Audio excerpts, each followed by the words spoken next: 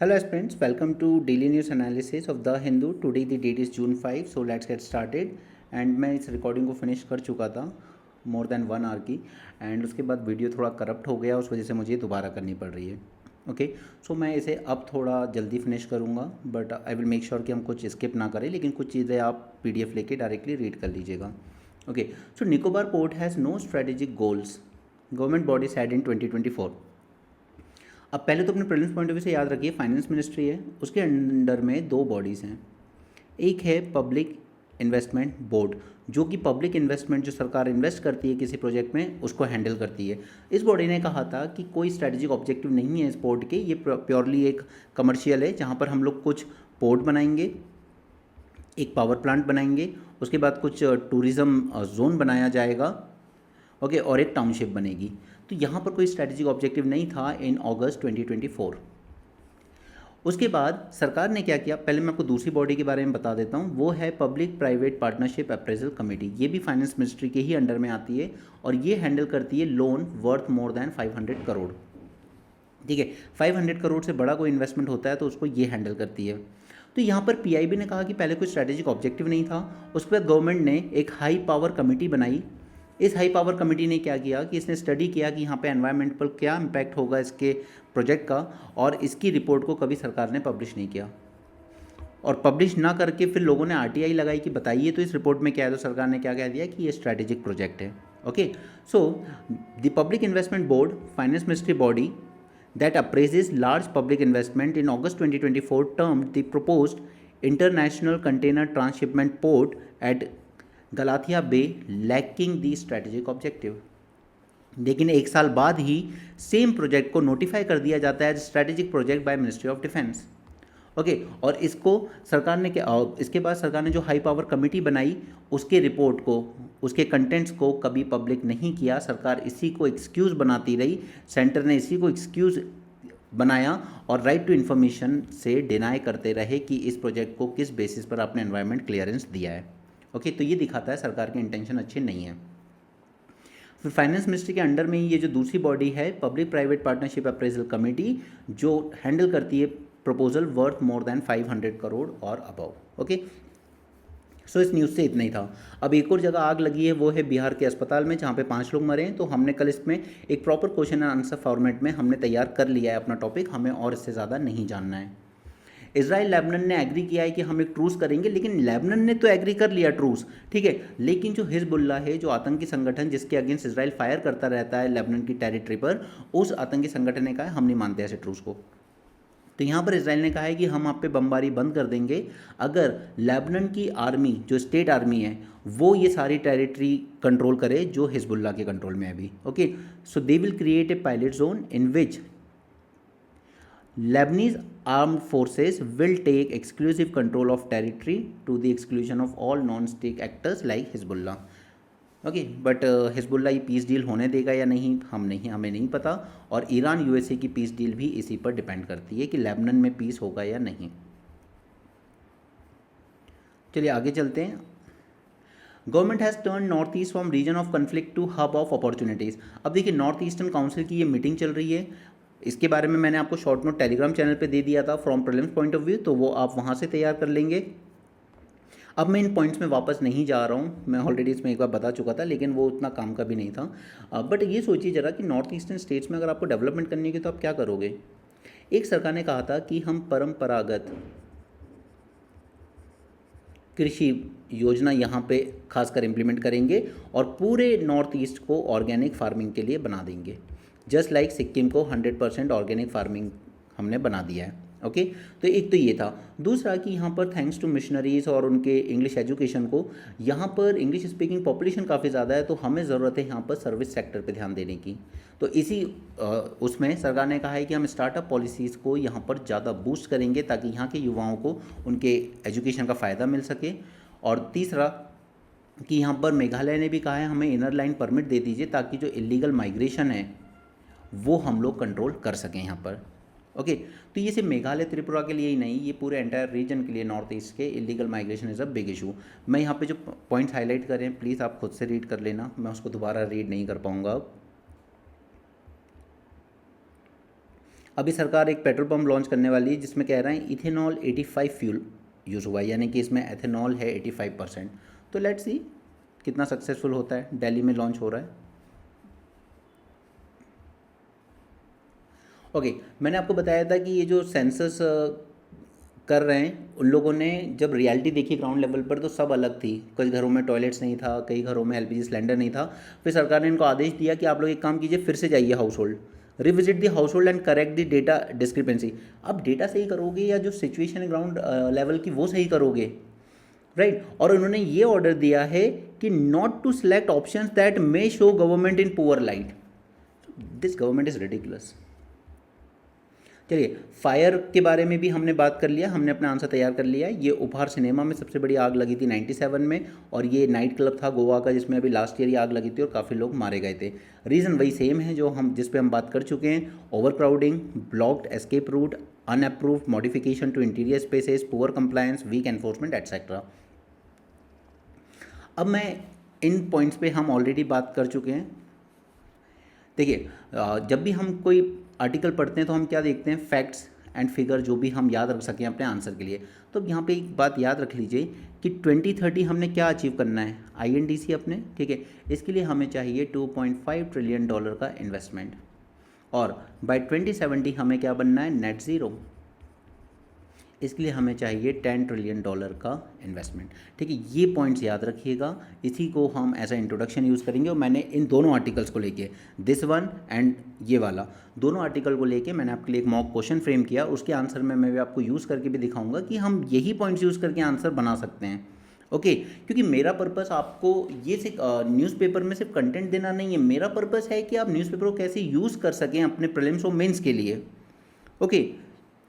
So that is the main goal. तो ये data याद रखिए पहले तो, India will require 2.5 trillion by 2030 to meet its NDC, and net zero बनने के लिए करीब हमें चाहिए $10 ट्रिलियन। यही बनेगा हमारा इंट्रोडक्शन, और इजी भी है याद रखना। इंडिया है, और हमें इन सब के लिए कोई फ्रेश अटैम्प्ट नहीं लेना है। हमारे पास ऑलरेडी ग्रीन बॉन्ड जैसी चीज़ें बैंक्स वगैरह इशू कर रहे हैं, सॉवरेन ग्रीन बॉन्ड्स भी है जो गवर्नमेंट इशू करती है, फिर ब्लू बॉन्ड्स भी हैं हमारे पास, कि इंफ्रास्ट्रक्चर इन्वेस्ट ट्रस्ट है हमारे पास, ये सब इसमें इन्वेस्ट कर रहे हैं। बस मिसिंग क्या है, फिर मिसिंग है एक गारंटीड आर्किटेक्चर, ओके। और वही यहाँ पे यूज़ हुआ है, इसी को हमने क्वेश्चन में यूज़ किया है। India's bottle neck is not funding, fund तो हम जुटा लेंगे, but the institutional architecture is needed. अभी बस 5 मिनट पेशेंस रखिए, आपको सारी चीज़ें क्लियर हो जाएंगी। उसके बाद RBI ने अपनी तरफ से 2 मेजर्स लिए थे। एक था कि उसने प्रायोरिटी सेक्टर लैंडिंग जो 40% NTDL आपको साइड में रखने पड़ते हैं, उसने इसमें प्रायोरिटी सेक्टर लैंडिंग में अलाउ कर दिया था कि आप ग्रीन सेक्टर में जो इन्वेस्ट कर रहे हो आप उसको इसके लिए क्वालिफाई कर सकते हो, पहला। दूसरा, उसने एक रिस्क भी बताया था कि आप जो भी लोन वगैरह दे रहे हैं कमर्शियल बैंक्स, वो प्लीज़ इस बात का भी ध्यान रखें कि इन फाइनेंसेस में कुछ क्लाइमेट रिलेटेड रिस्क भी हो सकते हैं। जैसे बद्रीनाथ में मान लीजिए आप कोई प्रोजेक्ट बना रहे हो, बद्रीनाथ में अभी क्या हुआ था, लैंड सिंक कर गया था, राइट। तो इस तरह की चीज़ों को आप ध्यान रखें। तो ये दोनों चीज़ RBI ने गाइडलाइन दी। उसके बाद भी सरकार ने अपने लेवल पे क्या किया, सरकार एक बजट में लेके आई कि हम डेवलप करेंगे क्लाइमेट फाइनेंस टैक्सोनॉमी, यानी कि प्रॉपर तैयार करेंगे कि हम कैसे फाइनेंसेस को किस तरीके से डायरेक्ट कर सकते हैं एनवायरनमेंट की तरफ, क्लाइमेट को फाइट करने के अगेंस्ट, ओके। तो यहाँ पर अब ये जो मैं 4 पॉइंट्स दे रहा हूँ ना, बस यही हमारा वे फॉरवर्ड बनेगा जब कि हम किस तरीके से इसको अप्रोच करें जो क्लाइमेट रिलेटेड इश्यूज आ रहे हैं। First, let's finalize and enact a climate finance taxonomy. जो सरकार ने प्रॉमिस तो की बजट 2024-25 में, लेकिन उस पर आगे कोई भी प्रोग्रेस नहीं हुई है। तो पहले तो हम इसको फाइनलाइज करें और इनैक्ट करें climate finance technology without taxonomy without further delay. Second, RBI अभी कहता है कि आप ऐसा कीजिए, आप वैसा कीजिए, लेकिन उसको एडवाइजरी की जगह अगर हम मैंडेटरी ही कर दें तो ज़्यादा बेटर रहेगा। RBI must move from enabling green finance to mandating it, this is second thing. तीसरा, स्टेट लेवल लोकल लेवल पर एनवायरनमेंट को मोस्टली टैकल किया जाता है, जैसे अगर हीट स्ट्रेस है, वाटर क्राइसिस है, इस तरह की चीज़ें। तो उसके लिए ज़रूरी होगा कि हम एक इस्टेब्लिश करें एक स्टेट क्लाइमेट फाइनेंस फैसिलिटी, ठीक है। चाहे वो सरकार यूनियन गवर्नमेंट अपने बजट से दे सकती है, नाबार्ड से ले सकती है, या इंटरनेशनल बैंक से भी लिए जा सकते हैं, इस तरीके का एक फ़ंड इस्टेब्लिश किया जाए ताकि स्टेट्स और म्यूनसिपैलिटीज़ को वहाँ से एक्सेस मिल सके ग्रीन डेट मार्केट के लिए। Okay, this is third thing. Fourth इसकी जो हमारी ग्रीन बॉन्ड्स वगैरह हैं, सॉवरेन भी एंड जो बैंक्स वगैरह या प्राइवेट कंपनीज भी इशू कर रही हैं आजकल, ठीक है, इसको हमें थोड़ा सा स्केल अप करने की ज़रूरत है। तो ये 4 पॉइंट्स हम बिल्कुल अपने वे फॉरवर्ड में यूज़ करेंगे। और थोड़ा सा इस एनवायरनमेंट इस आर्टिकल से भी उठाते हैं। मुझे बताइए हम लोग इस वक्त क्या प्रॉब्लम फेस कर रहे हैं अपने देश में। सबसे पहले हम हीट वेव्स फेस कर रहे हैं, ठीक है, हमारे यहाँ हर साल हीट वेव से लोग मर रहे हैं। दूसरा, हमारी रिवर्स इतनी पॉल्यूटेड है, they are full of heavy toxins, right. तीसरा हमारे यहाँ एयर इतनी पॉल्यूट हो चुकी है कि अब तो हमारी जो लाइफ एक्सपेक्टेंसी है वो भी रिड्यूस होती जा रही है इस वजह से। एंड फोर्थ इज कि हमारा जो करीब 30% लैंड है वो डिग्रेडेड है। तो ये 4 चीज़ें हम लोग प्रॉब्लम्स फेस कर रहे हैं। Extreme heat event, second is our rivers are full of toxic heavy metals, our air pollution is to such a level that average life expectancy is reduced and nearly 30% of our country's land is degraded। तो ये इतनी सारी climate problems हम लोग face कर रहे हैं। और हमारे यहाँ सरकार मिनिस्ट्री ऑफ एनवायरनमेंट को कितना फंड दे रही है बजट में से? हार्डली 0.07%। ओके, और ये मिनिस्ट्री, इससे रिलेटेड सारी बॉडीज अंडर स्टाफ्ड हैं, दे आर इंटेलेक्चुअली नेग्लेक्टेड। अब यहाँ पे 2 प्रोग्राम मेंशन किए गए, नेशनल एफॉरेस्टेशन प्रोग्राम, ये आपको पता ही होगा, रेड प्लस। इन सब पे मैं आपको नोट्स टेलीग्राम ग्रुप में पहले भी दे चुका हूँ प्रीलिम्स में जब मैं रिवीजन करा रहा था। ये रेड प्लस वगैरह पे जो नोट है वो मैं आपको दोबारा से अपलोड कर दूंगा उस पर। लेकिन देखिए, इनके जब तक आप हैंड रिटन नोट्स नहीं बनाएंगे ना खुद से, तब तक इसमें कुछ होगा नहीं यार, ठीक है। अगर आप नोट्स नहीं बना रहे हो, सिर्फ इस भरोसे हो कि बाद में पढ़ लूँगा, लास्ट में पढ़ लूँगा, तो आपके साल दर साल ऐसे ही ख़राब होते जाएंगे और आप लोग अपनी प्रिपरेशन के साथ मजाक कर रहे हो। ओके, चलो यहाँ पर भी इन्होंने एक वे फॉरवर्ड दिया। 4 हमने ऊपर देखे थे, एक 5वां हम यहाँ से उठाएंगे। To have an annual environmental survey of India, ठीक है, हमारे यहाँ इंडस्ट्रियल सर्वे ऑफ इंडिया होता है, फॉरेस्ट सर्वे ऑफ इंडिया होता है, उसी की तर्ज पे अगर हम एक एनवायरमेंटल सर्वे ऑफ इंडिया कराएं और ऐसी बॉडी बनाइएगा जो एक स्टैट्यूटरी लॉ से बैकअप हो जिसका, दूसरा उसके पास फंक्शनल ऑटोनॉमी हो और उनके जो लोग उसमें काम कर रहे हैं उनके लिए उनका टेन्योर प्रोटेक्टेड हो। ये नहीं कि उन्होंने सरकार के खिलाफ कुछ बता दिया कि आपके प्रोजेक्ट से नुकसान हो रहा है तो आप उनको रिमूव कर दें। ओके, चलिए क्वेश्चन देखें। India's transition towards environmentally secure and net zero future is constrained less by the availability of resources, यानी कि वो हमारे पास है, ठीक है, वही स्टेटमेंट था ऊपर, and more by the structural and institutional architecture. Okay, that is true, यही हमने ऊपर देखा था। Now critically analyse statement in light of India's current climate finance and ecological governance framework. Okay, introduction में हमने वही चीज़ें यूज़ की है कि India has set N ambitious target for its NDC and net zero, और इसके लिए हमें क्या करना है? $2.5 trillion by 2030 and $10 trillion bye 2070। ये बनेगा हमारा इंट्रोडक्शन। उसके बाद मैं आपसे हमेशा कहता हूँ कि एक कनेक्टिंग लिंक डालिए, या तो वो करंट अफेयर से रिलेटेड हो या फिर जो क्वेश्चन में स्टेटमेंट, अब देखिए ये क्वेश्चन अलग टाइप के होते हैं, इनमें दिया ना in the light of the statement, तो इस स्टेटमेंट से अगर रिलेटेड होगा ना आपका कनेक्टिंग लिंक, तो आपके आंसर में एक अच्छा फ्लो आएगा। While the global and domestic fund exist, ठीक है, यही देखा हमने ऊपर, एग्जिस्ट कर रहे हैं fund, the primary challenge lies in missing the legal, financial and administrative structure required to execute the macro level green transition as well as micro level environmental monitoring। Okay, तो कुछ हैं स्ट्रक्चरल बॉटलनेक्स, आप खुद से read कर लीजिएगा, and कुछ हैं इकोलॉजिकल गवर्नेंस और डेटा मैनेजमेंट, क्योंकि देखिए जिस चीज़ को आप मेजर नहीं कर सकते ना, उस चीज़ को आप मैनेज भी नहीं कर सकते। ओके, अगर आप गवर्नमेंट मिनिस्ट्री को फंड ही हार्डली 0.7% दे रहे हो एनवायरमेंट मिनिस्ट्री को, तो वो क्या काम कर लेगी, ठीक है, कहाँ से वो स्टाफ रिक्रूट कर लेगी, राइट। तो ये आप सेल्फ रीड कर लीजिएगा, मैंने अभी पिछली वीडियो में तो कराया था, बट मैं इसको दोबारा नहीं उतना डिटेल में ले जाना चाहता, आप सेल्फ रीड कर सकते हैं। और फर्दर स्टेप में वही सब चीज़ें आ जाएंगी जो हमने ऊपर पढ़ी। Establish N annual environmental survey of India, just a second, establish N annual environmental survey of India, ठीक है, क्रिएट कीजिए एक स्टेट क्लाइमेट फाइनेंस फैसिलिटी जो स्टेट गवर्नमेंट और म्यूनसिपैलिटीज़ को फंड दे पाए, and mandate the financial regulation जो RBI advisory form में देता है उसको मैंडेटरी कर दीजिए, और चाहो तो जो सॉवरेन ग्रीन बॉन्ड्स जो गवर्नमेंट इशू करती है, ठीक है, इन सॉवरेन ग्रीन बॉन्ड्स को भी आप एसएलआर फ्रेमवर्क में यूज़ कर लीजिए। Okay, conclusion as it is याद रख लीजिएगा अगर आपको ठीक लगे तो। Power of mangroves over sea walls, अब देखिए ये आपने मुंबई वगैरह के यहाँ देखा हो, मुंबई वगैरह में देखा है, वो बोल्डर्स वगैरह पड़े रहते हैं, कपल्स बैठे रहते हैं, फिर कुछ जगहों पे हम सी वॉल्स वगैरह को यूज़ कर रहे हैं, लेकिन ये सब अच्छे सॉल्यूशन नहीं है। हमें फोकस करना चाहिए इकोसिस्टम बेस्ड सॉल्यूशन। जो काम मैंग्रोव्स कर सकते हैं सुनामी को रोकने में या सी लेवल राइज को रोकने में, वो सी वॉल्स वगैरह नहीं कर सकती और उनका मैनेजमेंट करना भी मुश्किल हो जाता है। तो मैंग्रोव्स पे अगर हम फोकस करें तो ज़्यादा अच्छा रहेगा। Sea walls, groynes, embankments, they continue to dominate adaptation spending even though they can be costly to maintain and some time transfer risk elsewhere. तो हमें फोकस करने की ज़रूरत है इकोसिस्टम बेस्ड एडेप्टेशन पर। अब एडेप्टेशन मिटिगेशन में आपको एक बार और बता देता हूँ। मिटिगेशन यानी कि जिस चीज़ को हम रिवर्स कर सकें, जैसे कि गैस एमिशन हो रहे हैं, कार्बन डाइऑक्साइड का एमिशन बढ़ रहा है एनवायरनमेंट में, तो हम उसको मिटिगेट कर सकते हैं through carbon capture and storage technologies, right, that is mitigation. Adaptation यानी कि जिसको हम चेंज नहीं कर सकते, रिवर्स नहीं कर सकते हम। क्लाइमेट चेंज, अगर सी लेवल राइज हो रहा है तो वो हो रहा है, ठीक है। अगर सुनामी आनी है तो वो आएगी, आप नहीं रोक सकते। अर्थक्वेक आएगा तो वो आना ही है, आप रोक नहीं सकते, ठीक है। अडेप्ट कर सकते हो आप, उसके लिए आप प्रिपेयर कर सकते हो खुद को। तो मैंग्रोव्स एक बहुत इंपॉर्टेंट रोल प्ले करता है जब बात होती है साइक्लोन को टैकल करने की या सी लेवल राइज को टैकल करने की। और उसके लिए हम मैंग्रोव्स पे ज़्यादा रिलाई करें या सी वॉल्स और ग्रेऑन्स वगैरह पे रिलाई करें, ऑब्वियसली मैंग्रोव्स, राइट।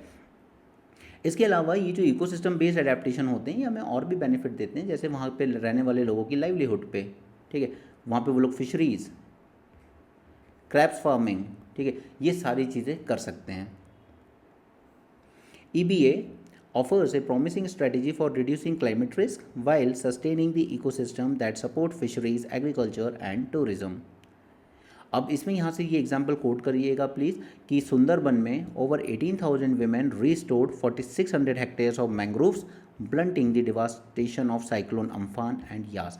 ठीक है, ये जो रियल लाइफ केस स्टडीज़ होती है ना, ये अल्टीमेटली आपके आंसर को बहुत अच्छा बनाती हैं। ऑलराइट, अब इसी के लिए हम लोग क्या एक प्रोग्राम नहीं लेके आए थे, मिष्टी। उसका क्या गोल था? गोल यही था कि हमें यहाँ पर we want to restore 540 square kilometers of mangroves across 9 states. Okay, उसके बाद फिर मैंग्रोव, ग्लोबल मैंग्रोव अलायंस भी बना है ग्लोबल लेवल पर, ठीक है। तो वो सारी चीज़ें रिकॉल करके आप ऐड किया कीजिए अपने आंसर में। बाकी तो हम आंसर राइटिंग और ब्रेनस्टॉर्मिंग के इतने सेशन करेंगे कि आपको ये सारी चीज़ें बहुत ईजी लगने लगेगी। एल नीनो के रिस्पेक्ट में मैं आपको सिंपली टेलीग्राम पे कुछ पॉइंट्स पोस्ट कर दूंगा कि ये किस तरीके से सोशियो इकोनॉमिक लाइफ को और ज़्यादा एग्रेवेट कर देते हैं, ठीक है। क्योंकि ये क्वेश्चन बहुत पहले आया करते थे इस तरह के, इनकी ज़रूरत तो नहीं होती है कि एल नीनो कैसे सोशियो इकोनॉमिक लाइफ डिस्टर्ब करेगा, बट पता होना चाहिए और बेसिक है एकदम, ठीक है। क्योंकि हमारा अधिकांश एग्रीकल्चर क्या है, वो मानसून डिपेंडेंट है। अब मानसून टाइम पे नहीं आएगा तो अल्टीमेटली क्या होगा, हमारी जो एग्रीकल्चर ईल्ड है वो ड्रॉप हो जाएगी, ठीक है। और पॉपुलेशन हम लोग बहुत सारी लेके चल रहे हैं, फिर वो पीडीएस सिस्टम में जो स्टोरेज वगैरह करते हैं वो भी डिस्टर्ब हो जाता है, फिर वो पावर्टी में धकेल देता है कई लोगों को, किसानों का सुसाइड बढ़ा देता है। तो इस तरीके से El Nino socio economic impact भी कॉज करती है। इस आर्टिकल में कोई पॉइंट काम का नहीं है, बट मैं अलग से आपको टेलीग्राम में कुछ पॉइंट्स दूंगा। ओके, सेम यहाँ पर भी वही है कि आप कंक्रीट वगैरह और ये सब यूज़ कर रहे हो, आप नेचर बेस्ड एडेप्टेशन की तरफ नहीं जा रहे हो। जैसे फॉर एग्जांपल कोसी रिवर का देखिए आप ज़रा। कोसी रिवर आपको पता है सौरव बिहार कहते हैं हम उसे, यहाँ से ये जो कोर्स चेंज करती है, फ्लड कॉज करती है। अब इन लोगों ने क्या किया था कि कोसी रिवर बहुत सारा सेडिमेंट लाती थी अपने साथ। इन्होंने क्या किया कि इंडिया नेपाल ने एक ट्रीटी की 1954 में, और उन्होंने एम्बैंकमेंट्स बना दिया। तो अब ये आ रही है रिवर और इन्होंने ये बना दिया बहुत बड़ा एम्बैंकमेंट इस पानी को रोकने के लिए, कि ताकि ये जाके आगे फ्लड कॉज ना करे। लेकिन इससे क्या हुआ कि जो सिल्ट आता है, ये रिवर ना सिल्ट बहुत कैरी करती है अपने साथ, जो सिल्ट आता और यहाँ फ्लड प्लेन पे फैलता रहता, अब वो इस पर ना फैल के क्या हुआ है कि यहीं रिवर के नीचे ही इकट्ठा होने लगा है डैम के पीछे। अब वो जब इकट्ठा होने लगा है तो क्या हो रहा है कि रिवर राइज कर रही है, उस वजह से नीचे पूरा सिल्ट जमता जा रहा है, रिवर राइज करती है, और जब ज़्यादा बारिश हो जाती है वही पानी डैम के ऊपर से आके और ज़्यादा डिवास्टेशन कॉज करता है बिहार में। ओके, तो यहाँ पे क्या हुआ है, silt that would have normally spread across the flood plain settles on the river bed itself, raising the water level several meters over the surrounding land. Okay, तो इसका सोल्यूशन क्या है? सोल्यूशन बस यही है कि रिवर का जितना फ्लड प्लेन है उसको खाली छोड़िए। लेकिन बिहार की पॉपुलेशन इतनी ज़्यादा है, पॉपुलेशन डेंसिटी इतनी ज़्यादा है कि ये पॉसिबल नहीं हो पाता है। तो यहाँ पर भी वो वही कह रहे हैं कि India need to systematically focus research on and invest into nature based और hybrid solution away from the sea walls and reclamation project. पिछले आर्टिकल भी यही कह रहा था। ओके, इकोसिस्टम बेस्ड अडेप्टेशन कीजिए। अब चाइना का एग्जाम्पल देखिए, China has been engineering it's coastal cities to absorb water by installing permeable pavements and rain gardens and restoring wetlands. अब हमारे यहाँ वेटलैंड के लिए फेमस था हमारा बेंगलोर, हमने डिस्ट्रॉय कर दिया उसको, ठीक है, हमने सारे वेटलैंड डिस्ट्रॉय कर दिए, बर्बाद कर दिए। रेन गार्डन्स, दिल्ली कह रहा है आज हम रेन गार्डन्स बनाएंगे, दिल्ली में केजरीवाल सरकार ने कहा हमने 400 रेन गार्डन्स बना दिए, कुछ नहीं बना, ठीक है। परमिएबल, हमारे यहाँ रोड पेवमेंट्स ये सब परमिएबल मटेरियल से नहीं बन रहा है, जबकि नेदरलैंड में आपको रोड्स ऐसी ही मिलेंगी जो बारिश का पूरा पानी नीचे ज़मीन में उतार देती हैं, उस पर से पानी बहते हुए नहीं निकलता है। ओके तो ये सब केस स्टडीज़ हैं जो आपको याद होनी चाहिए कि हमें बेंगलोर जैसी सिटीज़ में अपने वेटलैंड रिस्टोर करने की ज़रूरत है, हमें दिल्ली में अपने रेन गार्डन्स बनाने की ज़रूरत है, करना तो ये लगभग सभी सिटीज़ में, तो उससे सिटी के वाटर क्राइसिस भी सॉल्व होंगे और साथ में जो अर्बन फ्लडिंग की सिचुएशन बनती है वो भी सॉल्व होगी। वेनेजुएला की एक्टिंग प्रेसिडेंट आई हैं, दैट इज़ मिस डेल्की रॉड्रिग्स। अब इनकी मीटिंग हटाओ तुम, वो तो टाइम पास कर रहे हैं, ज़रूरत पड़े तो थोड़ी मेलोडी वगैरह और दे देंगे उनको भी। एनीवे यहाँ पर वेनेजुएला के पास क्या है जो हम उन्हें दे सकते हैं या वो हमें दे सकते हैं। देखिए वेनेजुएला के पास है वर्ल्ड के सबसे लार्जेस्ट गोल्ड रिजर्व, ठीक है। दूसरा उनके पास है रेयर अर्थ एलिमेंट्स या आप कह लीजिए कि ओवरऑल सारे क्रिटिकल मिनरल्स। एंड तीसरा सबसे इंपॉर्टेंट ऑयल। लेकिन वेनेजुएला का जो ऑयल है ना वो काफ़ी हैवी होता है, वो ऐसा होता है जैसे आपने कभी रोड डांबर वाले रोड बनते हुए देखें, उतना गाढ़ा होता है, बहुत हैवी होता है, उसको रिफाइन करना इतना आसान नहीं है। जबकि ईरान और वेस्ट एशिया का जो ऑयल है वो काफ़ी लाइट होता है, बहुत पतला सा होता है और नियरली देखने में आपको पेट्रोल डीजल जैसे ही लगेगा। ओके तो ये 3 चीज़ें हैं जिन पे हम फोकस कर सकते हैं। वेनेजुएला को हम क्या दे सकते हैं? So first thing is we are the pharmacy of the world, ठीक है। तो मेडिसिन वगैरह उसमें आप साथ में काम कर सकते हो। दूसरा हम लोग ऑटोमोबाइल के भी बहुत बड़े एक्सपोर्टर्स हैं, तो हम उसमें इनके साथ कॉपरेट कर सकते हैं। फिर वो अर्बन सिटीज़, इलेक्ट्रिक व्हीकल्स और वो सब बातें बोल बच्चन टाइप की। ऑलराइट, और इसके अलावा क्या है कि इनके पास गोल्ड ये आपका ऑयल रिजर्व्स तो हैं, लेकिन इनके पास वो रिफाइनिंग टेक्नोलॉजी नहीं है या उतनी मास्टरी नहीं है रिफाइनिंग में जो हमारे पास है, ठीक है। एशिया की सबसे बड़ी रिफाइनिंग किसके पास है? इंडिया के पास, जामनगर, अंबानी। ओके इसके अलावा बाकी के बोल बच्चन तो आप वैसे भी लिख सकते हो, आयुष वगैरह की बातें कर लोगे, एग्रीकल्चर में कुछ चीज़ें की जा सकती हैं, वाटर मैनेजमेंट में कुछ चीज़ें की जा सकती हैं, स्मार्ट सिटीज़ में कुछ चीज़ें की जा सकती है। बट कभी वेनेजुएला पे डायरेक्ट क्वेश्चन आएगा नहीं, इसलिए मैंने आपको फोकस करवाया सिर्फ इन 3 पॉइंट्स पे और इन 3 पॉइंट्स पे, ठीक है। इन पे फोकस रखिए बस। India UK launch observatory for critical minerals, yes, बस यही काम किया हमने, क्योंकि हमने इससे रिलेटेड 2 चीज़ें पढ़ी थी। मिनरल सिक्योरिटी पार्टनरशिप जिसमें इंडिया को इनिशियली मेंबर नहीं बनाया गया था, बाद में बनाया गया, ठीक है, वो सब भी इसी पे फोकस कर रही है कि जो रेयर अर्थ एलिमेंट और क्रिटिकल मिनरल्स में चाइना का डोमिनेंस, नियर डोमिनेंस, 100% डोमिनेंस बनता जा रहा है, उसको काउंटर करना है। ओके दूसरा हमने पेंसिली का प्रोजेक्ट देखा था, ये सब पे मैं शॉर्ट नोट पहले दे चुका हूँ प्रीलिम्स में, मैं दोबारा अपलोड कर दूंगा आज, और आप इन सबको पढ़ लेना, क्योंकि संडे को जो एमसीक्यू में आपको, अच्छा मैं आपको अभी प्लान्स शेयर करता हूँ कि हम सैटरडे संडे को क्या करने वाले हैं। It launch the critical minerals global supply chain observatory, ठीक है। ये इंडिया और यूके ने मिलके किया, और कई बार प्रीलिम्स में से डायरेक्ट ही क्वेश्चन आ जाता है कि ये हमने किस कंट्री के साथ मिलके किया है, तो बस उसको याद रखिए। मैं आपके साथ 2 मिनट में ये बता देता हूँ कि हम लोग सैटरडे संडे क्या करने वाले हैं। देखिए कल है सैटरडे, और कल 2 चीज़ें होंगी। एक ब्रेनस्टॉर्मिंग सेशन होगा जिसमें हम 2 से 3 टॉपिक्स पर थोड़ा सा देखेंगे कि किस तरीके से हम एक टॉपिक को पूरी तरीके से तैयार कर सकते हैं। देखिए तैयार हर टॉपिक को ना उसी हिसाब से किया कीजिए कि मुझे 250 वर्ड्स 150 वर्ड्स के आंसर्स लिखने हैं, कोई मास्टरी करके अपना टाइम वेस्ट नहीं करना है, टीचर नहीं बनना है। और दूसरा हम सैटरडे को यहाँ पे करेंगे प्रीलिम्स एक्स्ट्रा। प्रीलिम्स एक्स्ट्रा में आपके जो अदर सोर्सेज हैं, पीआईबी हो गया, मोस्ट इंपॉर्टेंटली आपका डाउन टू अर्थ हो जाता है, और इसके अलावा भी 2-3 न्यूज़पेपर और होते हैं, ताकि क्योंकि मैंने इस बार जो आपको पोस्ट वगैरह की थी और उससे पहले जो 2024-25 में पढ़ाया था करंट अफेयर, उसमें से काफ़ी चीज़ें आई और डायरेक्ट आई, इसलिए हम इसको बंद नहीं कर सकते, ये आपके लिए सबसे इंपॉर्टेंट है। ओके तो कल हम लोग के 2 लेक्चर होंगे ब्रेनस्टॉर्मिंग, और एज इट इज़ ये जो न्यूज़पेपर का सेशन है वो तो होगा ही, लेकिन थोड़ा सा क्रिस्प होगा, ठीक है, क्योंकि सैटरडे को ज़्यादा चीज़ें होती नहीं है न्यूज़पेपर में, और अननेसेसरी मैं उसको लेंदी करके आपका पूरा दिन यूज़ नहीं करना चाहता। ओके सो ब्रेनस्टॉर्मिंग सेशन करेंगे हम, न्यूज़पेपर करेंगे एज यूजुअल, और प्रीलिम्स एक्स्ट्रा तैयार करेंगे, और ये बहुत इंपॉर्टेंट होगा। अब संडे को क्या होगा आपके साथ? संडे को सबसे पहले तो मैंने आपको वीक में जितना करंट अफेयर पढ़ाया है, न्यूज़पेपर, प्रीलिम्स एक्स्ट्रा और टेलीग्राम पे भी जो पोस्ट किए हैं, इस पे बेस हम 25 MCQ सॉल्व करेंगे, बिल्कुल एग्जाम पैटर्न पर। दूसरा, मैं आपको पॉलिटी का कुछ टॉपिक्स दूंगा जो आपको प्रिपेयर करने हैं, आज नहीं दे रहा हूँ, कल ही दूंगा। क्योंकि देखिए कोई चीज़ अगर हमें ये एकदम दी जाती है ना कि आपको 24 घंटे में काम करना है तो हम कर लेते हैं, लेकिन अगर हम कहें कि पूरा एक हफ्ता है आपके पास, तो आप 5 दिन मस्ताते रहोगे, फिर छठे दिन पढ़ोगे, फिर लगेगा यार नहीं हो पा रहा है, एक बार अटैम्प्ट करोगे, 2 बार करोगे, तीसरी बार आप छोड़ दोगे, और फिर आप अपना साल, अपना अटैम्प्ट, अपना करियर ख़राब करते चले जाते हो। तो मैं कल आपको दूंगा, और संडे को पॉलिटी पे बेस हम 25 MCQ करेंगे उसी चैप्टर पे। इसी तरीके से आपका पॉलिटी, हिस्ट्री, ज्योग्राफी, ये सब रिवाइज होता रहेगा। आप ये मान लीजिए कि आपको मैं through out the year he prelims वाले मोड में रखूँगा ऑन एवरी संडे। ओके, बाकी हमारे ब्रेनस्टॉर्मिंग और जो आंसर राइटिंग हम लोग इसमें न्यूज़पेपर के साथ करते हैं, और फिर हमारा जो मेंस 450+ है, मेंस 450+ में मेरी कोशिश ये रहेगी कि हम पूरे साल में हार्डली सिर्फ 200-250 टॉपिक ही तैयार करेंगे। क्योंकि जब मैंने आपको 2024 में भी कराया था तो उसमें से तीनों पेपर में से आउट ऑफ 60 हमने 23 क्वेश्चन हिट किए थे डायरेक्ट करंट अफेयर के। ओके, और सॉरी नॉट 60, 40, GS1 को नहीं किया था हमने GS2 और GS3 कवर किए थे। Okay, so mains 450+ should be a very specific thing जो आप बिल्कुल इग्नोर करना अफोर्ड नहीं कर सकते। पॉलिटी के अलावा फिर कल ही संडे को ही मैं आपको PYQ यानी कि 2026 का जो पेपर हुआ है उसमें से वो क्वेश्चन मैं न्यूज़पेपर के साथ नहीं दिखा पाता हूँ, क्योंकि ऑलरेडी ये 1 घंटा चला जाता है। लेकिन इसमें से मैं आपके साथ 25 क्वेश्चन डिस्कस करूँगा, ये दिखाने के लिए कि उसमें काफ़ी क्वेश्चन ऐसे थे जो आप कुछ चीज़ें नहीं भी जानते थे, तो काफ़ी कुछ कॉमन सेंस से सॉल्व हो सकता था, इसलिए मैंने उनके नाम उन क्वेश्चंस के आगे ईजी लिखा है। ओके, सो ये आपके संडे को 3 लेक्चर्स होंगे, 25-25 MCQ के 3, और ये होगा आपका सैटरडे को ब्रेनस्टॉर्मिंग, न्यूज़पेपर और प्रीलिम्स एक्स्ट्रा। क्लियर? तो ये आपका सैटरडे संडे का प्लान रहेगा।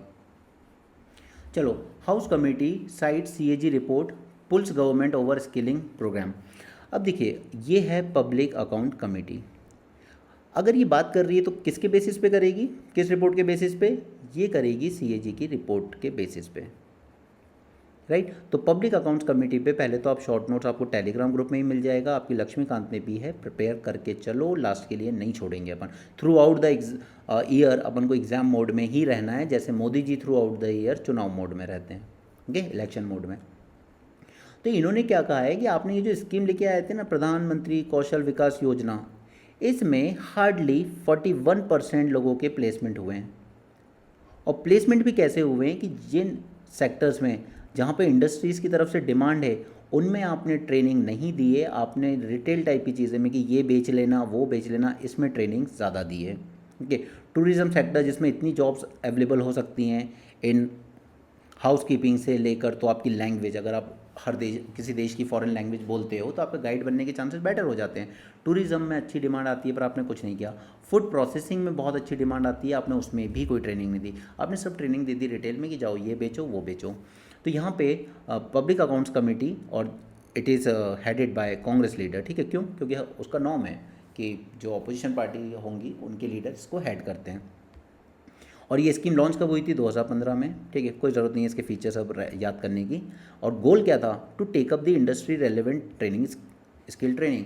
बट जो इंडस्ट्री रेलिवेंट स्किल ट्रेनिंग है एग्जैक्टली वो तो आपने दी ही नहीं है।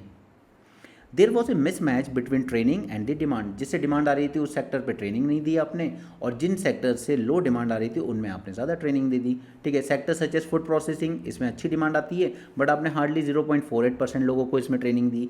उसके बाद आपने टूरिज्म सेक्टर में जस्ट 3.8% लोगों को ट्रेनिंग दी। और उसके बाद इतना फ्रॉड कि आप बिलीव नहीं करोगे, एक CAG की रिपोर्ट ही कह रही है, कोई फर्जी नहीं है, ठीक है। नीलिमा मूविंग पिक्चर्स, ये कंपनी ऐसे कह दिया हमने तो 33,500 लोगों को दे दिया है सर्टिफिकेट और 21 तरह की जॉब्स उनको अवेलेबल करा दी है। बट बाद में पता चला कि ये कंपनी तो एग्जिस्ट ही नहीं करती, इस नाम की कोई कंपनी। ओके, ये CAG बोल रहे हैं। No responsibility was fixed for such fraudulent claims. और फिर सेंट्रल गवर्नमेंट ने क्या किया? सेंट्रल गवर्नमेंट ने कहा देखिए इसका ब्लेम तो स्टेट गवर्नमेंट को जाता है। तो 17 स्टेट्स में आप ही की गवर्नमेंट है, और बीजेपी से ज़्यादा करप्ट पार्टी कभी हिंदुस्तान ने देखी नहीं। इस वक्त जो पार्टी है, मैं अटल जी के टाइम की बात नहीं कर रहा हूँ। यहाँ पर सुप्रीम कोर्ट ने भी कहा है कि यार AI पे पूरा भरोसा नहीं कर सकते, ये थोड़ा बायस टाइप भी होता है। हाँ, डेफिनेटली होता है, अगर आप किसी चीज़ को बायस वे में ट्रेन करोगे तो वो ऐसी ही निकलेगी। तो इन लोगों ने भी कहा है it barred the AI assisted sentencing without mandatory human oversight. But आपके काम की न्यूज़ नहीं है वो। अब देखिए यहाँ पर ये जो पार्लियामेंट्री स्टैंडिंग कमेटी है ना फाइनेंस, इसके हेड भी बीजेपी लीडर ही हैं, लेकिन वो भी ये पूछ रहे हैं कि आखिर ये जो ऑयल मार्केटिंग कंपनीज हैं जो इतना प्रॉफिट अर्न कर रही हैं, इस ऑयल शॉक को इन्होंने एब्जॉर्ब क्यों नहीं किया। ठीक है, क्यों 7 रुपीज़ आप लोगों ने बढ़ा दिए तुरंत ही इलेक्शन खत्म होते ही। इसलिए बढ़ा दिए क्योंकि याद कीजिए मैंने आपको इलेक्ट्रल फंडिंग जब पढ़ाई थी, इलेक्ट्रल बॉन्ड मैसिव करप्शन, तो उसे मैंने आपसे कहा था कि पहले लिमिट होती थी कि ये जो PSUs भी हैं ये क्या कर सकते हैं, 7.5% अपने प्रॉफिट का डोनेट कर सकते हैं पॉलिटिकल पार्टीज़ को। ओके, लेकिन ये लिमिट सरकार ने हटा दी 2017 फाइनेंस एक्ट में आके, और अब क्या है कि जितना चाहे ये पॉलिटिकल पार्टीज़ को डोनेट कर सकते हैं। और किस पार्टी को सबसे ज़्यादा फंड्स जा रहा है हम सब जानते हैं। ठीक है, तो सरकार पूरे देश को, पूरी जनता को लूट के यहाँ पे क्या कर रही है, अपनी तिजोरी भर रही है। सरकार की भी तिजोरी नहीं भर रही है, सिर्फ अपनी पार्टी दी BJP की तिजोरी भर रही है। इनकी जरा प्रॉफिट देखेंगे आप। OMCs during past financial year registered A profit increase of nearly 130%। और इवन इस क्वार्टर में जब ये वॉर की वजह से दिक्कतें आ रही थी, उस क्वार्टर में भी इन्होंने 40% हाई हुआ है इनका प्रॉफिट। उसके बाद भी कह रहे हैं कि और कौन कह रहा है, खुद हरदीप सिंह पुरी मिनिस्टर कह रहे हैं कि 1000 करोड़ रुपीज़ का लॉस डेली हो रहा है। व्हाट लॉस, फिर ये प्रॉफिट कहाँ से आया। इस सरकार ने क्या किया है कि आप एक्साइज ड्यूटी बढ़ा बढ़ा के 40 लाख करोड़ रुपए तक का टैक्स लिया है फ्यूल पर। और बहाना क्या दिया कि कांग्रेस सरकार ऑयल बॉन्ड छोड़ गई थी, हमें वो चुकाने थे। भाई साहब, ऑयल बॉन्ड पहली बात तो अटल जी की सरकार में शुरू हुए थे, मनमोहन सरकार में नहीं। और मनमोहन सरकार ने इनको यूज़ किया क्योंकि उस टाइम 140-145 डॉलर से ऊपर जा रहा था क्रूड ऑयल, और वो जनता को सेव करना चाहते थे महंगाई से। और ऑयल बॉन्ड इशू करने के बाद भी जब सरकार गई तो 2.85 लाख करोड़ रुपीस पे करने थे, जो इस सरकार ने पे किए। लेकिन 2.85 लाख करोड़ पे करने के लिए अपने जनता से 40 लाख करोड़ लूट लिए। ओके, लेकिन अंधभक्तों को और बेवकूफ़ों को नहीं समझ में आता है, वो बस एक लॉजिक लेके बैठ जाते हैं। कांग्रेस के ऑयल बॉन्ड चुकाने थे, 2.85 लाख करोड़ चुकाए हैं सिर्फ, और जनता से लिए हैं 40 लाख करोड़। अब ये मत कहना सर इंफ्रास्ट्रक्चर बहुत बन रहा है, ब्रिज बन रहे हैं, रोड बन रहे हैं और गिर रहे हैं। गंगा एक्सप्रेसवे का करप्शन याद है? सॉरी, 18 करोड़ पर किलोमीटर में बनने वाली सड़क कितने में बनी? 250 करोड़ पर किलोमीटर, गंगा एक्सप्रेसवे। और क्या हुआ, जाके वीडियो देखो, इतनी मोटी मोटी दरारें आई है। Sorry, okay. इवन बिहार में इतने ब्रिज गिरे हैं पिछले 1 साल में जितने कभी नहीं गिरे, और जिन कंपनियों के बनाए ब्रिज गिर रहे हैं उन्हीं कंपनियों को नए ठेके भी दिए जा रहे हैं। ओके, तो चारों तरफ इस वक्त देश अपने सबसे बुरे दौर से गुजर रहा है। ये बात कुछ लोगों को समझ आ गई थी पहले, कुछ को बाद में आ जाएगी, कुछ बच्चों को अभी आ गई है, जिस तरीके से एग्जाम में फ्रॉड चल रहे हैं सारे एग्जाम्स में। चलिए, India to drop capital gain tax for foreign investors in government bond. अब कैपिटल गेन टैक्स, पहली बात तो 2 तरह के होते हैं, long term capital gain and short term capital gain.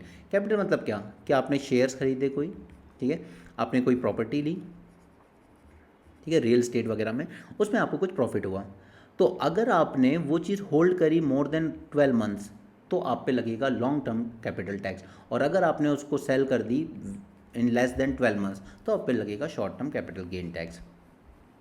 अब फॉरेन इन्वेस्टर्स पे ये जो लगता था, इसमें क्या है कि आप पे टैक्स लग रहा है 12.5%, बट उसके बाद अब जैसे आपने शेयर्स खरीदे तो शेयर की प्राइस आपने मान लीजिए 1000 रुपये के शेयर खरीदे थे, आज 10,000 के हो गए, तो उस पर 12.5% तो लग जाएगा आपका कैपिटल गेन टैक्स। लेकिन जब तक आपने शेयर्स होल्ड करे और आपको जो प्रॉफिट आता रहा, उस प्रॉफिट पे भी लगता था 20% विथ होल्डिंग टैक्स। तो 2 तरह के टैक्स हैं, कैपिटल गेन टैक्स जो उसकी वैल्यूएशन पे बढ़ेगा, और आपका विथ होल्डिंग टैक्स जो उसके प्रॉफिट, उसके इंटरेस्ट आप जो ऑन कर रहे हो उस पर लगेगा। और सरकार कह रही है हम ये दोनों ही अबॉलिश कर देंगे फॉरेन इन्वेस्टर्स के लिए। क्यों? ताकि फॉरेन इन्वेस्टर्स अपने डॉलर्स लेके आएँ, इंडिया में इन्वेस्ट कर रहे हो, हमारे रुपये का जो फ्री फॉल है उसको अरेस्ट किया जा सके। क्लियर? तो मैं आपको ये दोनों टैक्स के बारे में बताने के साथ साथ एज अ UPSC एस्पिरेंट आपको ये सोचना चाहिए कि इससे हमें क्या बेनिफिट हो सकते हैं। अब देखिए, ये आप खुद पढ़ लेना कैपिटल गेन टैक्स वगैरह, ठीक है, मगर ये दोनों ही एक डेटरेंस रहा है फॉरेन इन्वेस्टर्स के लिए कि यार आप इतना टैक्स लगाते हो, हम आपके यहाँ क्यों इन्वेस्ट करें, ठीक है। लेकिन USA में इतना भी नहीं मिलता है, इसलिए इन्वेस्ट कर देते हैं। बेनिफिट देखिए आप, अब मैंने आपको प्रीलिम्स के टाइम पढ़ाया था कि इंडिया के जो गवर्नमेंट बॉन्ड्स हैं उनको इंक्लूड कर लिया गया है JP Morgan emerging market bond index में। तो इससे क्या है कि हमारी क्रेडिबिलिटी बढ़ गई है, तो फॉरेन इन्वेस्टर्स अपना डॉलर लेके आने को तैयार है इंडिया में इन्वेस्ट करने के लिए। अगर हम रिमूव कर देते हैं या रिड्यूस भी कर देते हैं विथ होल्डिंग टैक्स, तो इससे इंडियन जो बॉन्ड है वो और अट्रैक्टिव होगा और ग्लोबल फंड्स हमारे यहाँ आएंगे। ठीक है, तो this is first benefit. Second is borrowing cost. अब ये समझने के लिए आपको 2 दिन पुराना लेक्चर याद करना होगा। मैंने आपको क्या बताए थे, बॉन्ड के price inversely proportional to bond की यील्ड। अगर फॉरेन में हमारे बॉन्ड की डिमांड बढ़ती जाएगी, ठीक है, तो फिर हम ज़्यादा प्राइस पे दे सकते हैं ना, क्योंकि हमारी चीज़ की डिमांड बढ़ रही है। अगर हम प्राइस बढ़ाएंगे तो यील्ड अपने आप कम हो जाएगी, यानी कि सरकार को फिर जो उनको इंटरेस्ट देना होगा वो कम देना पड़ेगा, राइट।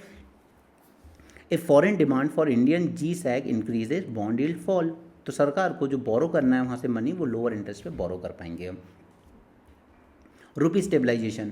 अब अगर डॉलर का इन्फ्लक्स बढ़ेगा हमारे यहाँ पे, influx of foreign capital to buy Indian bonds, तो इससे क्या होगा कि हमारा एक्सचेंज रेट इंप्रूव होगा और रुपी जो हमारी करेंसी है वो बेटर स्टेबल हो पाएगी। ओके, तो ये न्यूज़ में ये 3 बेनिफिट हमें हो सकते हैं, और ये रट्टा मारने वाली चीज़ें नहीं है, ये आपका दिमाग अपने आप चलना चाहिए कि ये किस तरीके से हमारे लिए बेनिफिट लेके आएगा। देखिए, मानता हूँ मैं ये लेक्चर अब दोबारा रिकॉर्ड कर रहा हूँ, इसलिए थोड़ा जल्दी कर रहा हूँ, but I hope you can understand, लेकिन फिर भी मैं कोई इंपॉर्टेंट चीज़ मिस नहीं करूँगा। और देखिए, यहाँ पे हिजबुल्लाह ने रिजेक्ट कर दिया है कि लेबनान और इजराइल आप अपना सीज फायर अपने पास रखिए, हम नहीं मानते। Under and over nutrition. अब आपको पता है कि हम पे डुअल बर्डन है, हमारे यहाँ मोटे बच्चे भी मिलेंगे और अंडर नरिश बच्चे भी मिलेंगे।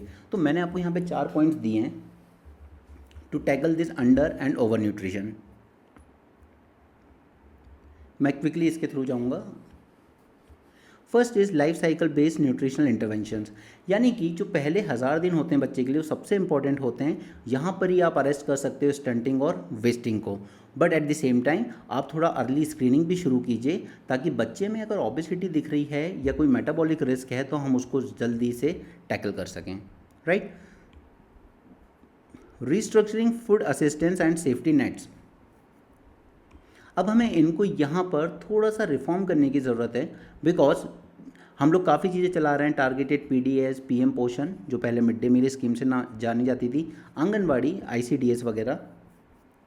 तो यहाँ पर हमें ये सिर्फ ये नहीं देखना चाहिए कि ज़्यादा से ज़्यादा कैलोरी दी जाए बच्चों को, नहीं, हमें ये भी देखना होगा कि उनको न्यूट्रिशन बना रहे। उसके लिए हम मिलेट्स, फोर्टिफाइड स्टेपल जैसे हमने झारखंड में शुरू किया था, राइस फोर्टिफिकेशन, पल्सेस, लेकिन एट द सेम टाइम हमें स्ट्रिक्टली लिमिट भी करना होगा कैलोरी डेंस जिनसे मोटापा बढ़ता है, और ultra processed foods. Third is behavioural change. अब ये थोड़ा सा मुश्किल होता है, क्योंकि आजकल क्या है कि मदर्स वगैरह भी जॉब करने लगी हैं, तो बच्चों पर उतना ध्यान दे नहीं पाती हैं, बच्चे प्रोसेस फूड ज़्यादा खा रहे हैं। Now scale of the localised behaviour change through eat right movement, Poshan Abhiyan, promote the traditional balanced diet to combat undernutrition alongside public awareness on physical literacy। जैसा मतलब जो अवेयरनेस फिटनेस को लेके न्यूजीलैंड ऑस्ट्रेलिया में है ना, वैसे इंडियंस में कहीं नहीं है। वहाँ पे अगर ऑफिस में लोग ब्रेक भी लेते हैं खाने के बाद 10 मिनट का, तो वो वॉक पे चले जाते हैं। हमारे यहाँ 10 मिनट का ब्रेक दीजिए लोगों को ऑफिस में, वो लेट जाएंगे। And the health risk of high fat, sugar and salt foods to curb over nutrition. Regulatory and physical measure on food environment. अब सबसे वाहियात और यूजलेस बॉडी अगर इंडिया में कोई है तो वो है FSSAI। पूरा मिलावट भरा खाना आपको आपकी चारों तरफ बिक रहा है, आप खा भी रहे हो। अभी क्वालिटी की आइसक्रीम आप सबने खाई होगी। क्वालिटी वॉल्स ने क्या कहा, मैं आपको पहले भी कहा है कि ये कोई मिल्क यूज़ नहीं करता है, ये सिर्फ पाम ऑयल यूज़ करता है और शुगर यूज़ करता है आइसक्रीम बनाने के लिए। अभी क्वालिटी वॉल्स ने कुछ दिन पहले अनाउंस किया कि अब इंडिया में हमारे जो भी प्रोडक्ट आएंगे वो मिल्क बेस्ड होंगे। तो अब तक क्या कर रहे थे तुम? और यही क्वालिटी बाकी पूरी यूरोप और अमेरिका में मिल्क बेस्ड प्रोडक्ट बेच रहा है, लेकिन हमारे यहाँ वो पाम ऑयल से भरी हुई और शुगर से भरी हुई आइसक्रीम खिला रहा है आपको। पर FSSAI आपको परमिशन देता रहता है। आप बाज़ार से कोई भी हनी खरीद लीजिए, every single brand is pure sugar syrup, Honey जैसा कुछ है ही नहीं उनमें। ओके, सो सबसे वाहियात और यूजलेस बॉडी है ये। Implement strict front of package labelling and restrict the marketing of junk food, जैसे केरल ने समोसे पे टैक्स लगाया extra, to children to tackle the over nutrition. Concurrently, also use the fiscal incentives like subsidies for fruit, vegetable and local produce to make diverse, nutrient-dense food affordable for low-income population।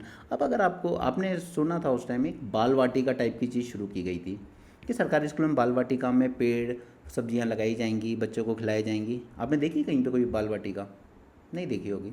ठीक है, आप vulnerable population की बात कर रहे हो, आपने आज तक फालतू के पेड़ तो लगे देखे होंगे हाईवे के अक्रॉस या बीच में डिवाइडर पे, पर आपने कभी इनमें फ्रूट या वेजिटेबल के पेड़ लगे नहीं देखे होंगे। आपने कभी एक आम का पेड़ भी नहीं देखा होगा हाईवे के अक्रॉस। ओके, तो अगर सरकार वाकई लोगों की चिंता करती है तो ज़रूर कुछ करती, बट उनको चिंता है नहीं। चलिए, मैंने इसी पे एक सिंपल सा क्वेश्चन बनाया है, आप इसको ट्राई कर सकते हैं। India is increasingly facing double burden of malnutrition where under nutrition coexist with rapid rise in overnutrition as well. Related metabolic disorder. Now critically analyze the limitations of India's current public health interventions in addressing dual challenge and suggest a way forward. ठीक है, तो आप इसको try कर सकते हो, नहीं तो बाद में मैं आंसर पोस्ट कर दूंगा आपको। मैंने इस क्वेश्चन पे थोड़ा सा जल्दी बाईपास कर दिया ऐसे, ठीक है, क्योंकि मैंने इसमें यही पॉइंट्स यूज़ करे थे जो मैंने आपको ऊपर आर्टिकल में दिखाए। ठीक है, यही पॉइंट्स यूज़ करें। बस मैं आपके साथ एक क्वेश्चन एक बार बता देता हूँ कि हमारे पास सिक्योर नेट ज़ीरो आईएनडीसी ये सब अचीव करने के लिए रिसोर्सेज तो हैं, लेकिन स्ट्रक्चरल एंड इंस्टीट्यूशनल आर्किटेक्चर नहीं है। ओके, तो इसी स्टेटमेंट को ध्यान रखते हुए हमें करंट क्लाइमेट फाइनेंस और इकोलॉजिकल गवर्नेंस फ्रेमवर्क पे इसका आंसर लिखना था। तो हमने स्ट्रक्चरल पॉइंट किए। अगेन मैं हमेशा आपको कहता हूँ क्वेश्चन को अच्छे से समझो और किसी भी उस पर बस 3 पॉइंट सोच लो, 4 पॉइंट सोच लो और अपना आंसर बना लो। ठीक है, ज़्यादा डरने की ज़रूरत नहीं है, जैसा कि कोचिंग वाले आपको बहुत ज़्यादा भर भर के लिखवा देते हैं, कर लेते हैं। नहीं, इस वक्त मेंस में सबसे कम कंपटीशन है। अगर थोड़ा भी सेंसिबली हैंडल करोगे और प्रीलिम्स में मैं जो करा रहा हूँ आप उस पर भरोसा करोगे तो आप ईजिली अगले साल अपनी लाइफ चेंज कर चुके होगे। Okay, so that's it for this session. Thanks for joining. Have a great day and keep learning.